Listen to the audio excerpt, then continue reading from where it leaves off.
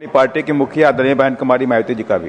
वंदे मातरम ने करोड़ों भारतीयों के दिलों में हिम्मत, प्रेरणा और देशभक्ति से डूबी हुई घर की दीवार नहीं थी।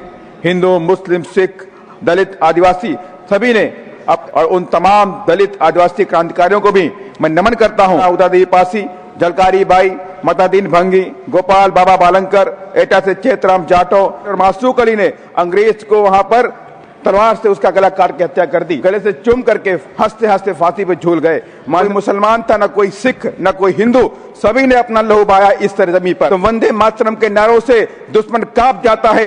धन्यवाद मान्यवर कि आपने मुझे वंदे मातरम की चर्चा पर बोलने का अवसर दिया।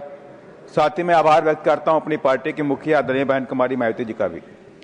मान्यवर, वंदे मातरम केवल एक नारा नहीं, भारत की स्वतंत्रता संग्राम की आत्मा भी। इसे महान साहित्यकार बंकिम चंद्र चट्टोपाध्याय ने 1875 में लिखा था, जब देश में 1857 की क्रांति के बाद अंग्रेजों ने बड़े स्तर पर दमन शुरू कर दिया।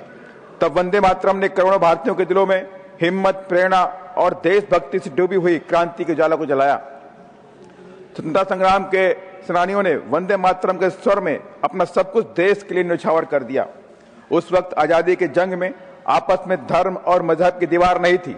हिंदू, मुस्लिम, सिख, दलित, आदिवासी सभी ने आजादी की जंग में हंसते हंसते अपने आप को न्यौछावर कर दिया है। और उन तमाम दलित आदिवासी क्रांतिकारियों को भी मैं नमन करता हूं जिन्हें इतिहास के पन्ने में भुला दिया गया।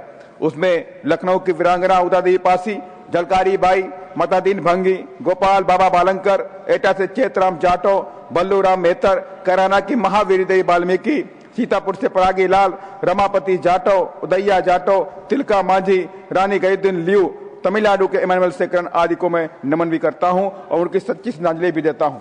मान्यवर, मैं लखीमपुर खीरी से आता हूं। जब देश की आजादी में जंग की ज्वाला गांव-गांव और शहर-शहर फैली, तब लखीमपुर का योगदान भी गौरवशाली रहा। और उस पूरे शहर के अंदर, गांव के अंदर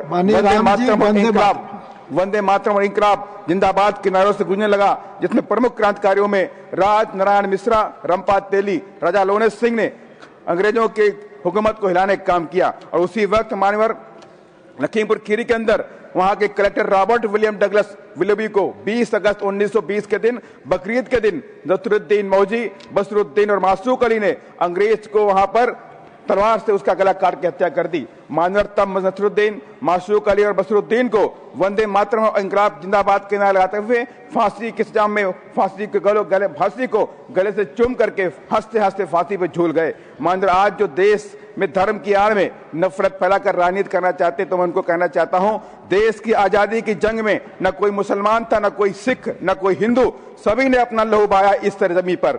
हमें याद करना चाहिए काकोरी ट्रेन की घटना को 9 अगस्त 1925 को प्रमुख क्रांतिकारी राम प्रसाद बिस्मिल, अशफाक उल्लाह खान, राजेंद्र लहड़ी, रोशन सिंह, चंद्रशेखर आजाद, उनकी दोस्ती में कोई मजहबी दीवार नहीं थी। मान्यवर, अंत में मैं आपके माध्यम से सभी पार्टियों से कहना चाहता हूं, वंदे मातरम हर भारतीय के रंगों में आज भी दौड़ता है। और आज भी हमारी सेना सरहद पर जंग लड़ती है, तो वंदे मातरम के नारों से दुश्मन कांप जाता है। वंदे मातरम को किसी भी मायने में विवादित न बनाया जाए, या देशवासियों की भावना और आत्मा से जुड़ा हुआ है।